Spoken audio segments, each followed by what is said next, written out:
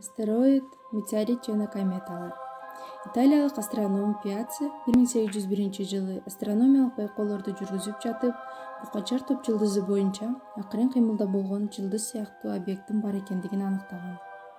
Ошентип, өтө эле кичине өлчөмгө ээ болгон планета ачылган.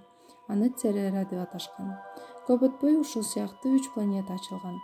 Алар Паллада, Веста жана Юнона болгон. 19-кылымда мындай планеталардын саны акырындык менен көбөйө берген. Аларды астероид деп аташкан.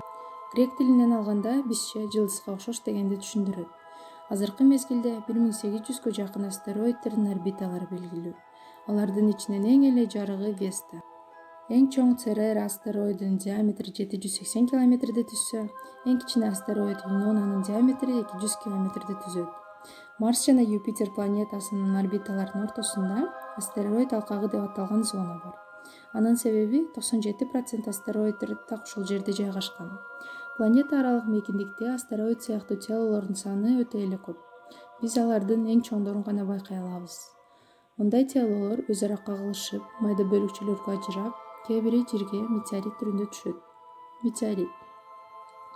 Планета аралык мейкиндикте чаңдан тышкары өлчөмү сантиметрден ондогон метрлерге чейинки көптөгөн катуу телолордун кыймылы бар экендиги аныкталган. Аларды жалпысынан метеориттер деп аташкан.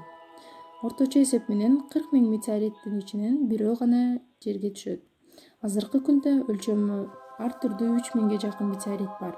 1920-жылы түштүк батыш Африкадагы Намибинин аймагында эң чоң Гоба метеорити түшкөн. Анын калыңдыгы 1 метрге жетип, массасы 60 тонна болгон. Түзүлүшү жана химиялык курамы боюнча алар 3 топко бөлүнөт: таштуу, темир таштуу жана темирлүү. Комета. Грек тилине которгондо узун чачтуу, куйруктуу дегенди түшүндүрөт. 1982-жылы 1100дөн ашык комета катталган.